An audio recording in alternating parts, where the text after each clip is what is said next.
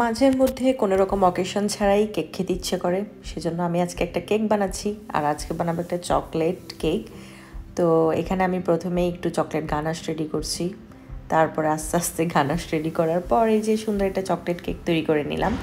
তারপর এগুলোকে দুটো স্লাইস করে কাটলাম, কাটার পর এরপর বাটার ক্রিম ফ্রস্টিং এবং চকলেট গানাশ দিয়ে এটাকে ভেতরটা ডেকোরেট করলাম, এবং এখন উপরের সাইডটা ডেকোরেট করছি চকলেট গানাশ দিয়ে। তারপর আমি অত ডিজাইন ভালো পারি না, তারপর চেষ্টা করছি যেন সুন্দর একটা ডিজাইন করতে। তারপর একটা ডিজাইন করে সেখানে কিছু ফ্রুটস দিয়ে কেকটাকে ডেকোরেট করে নিলাম। কেমন হয়েছে বন্ধুরা জানাতে ভুলবে না কিন্তু অবশ্যই, ঠিক আছে?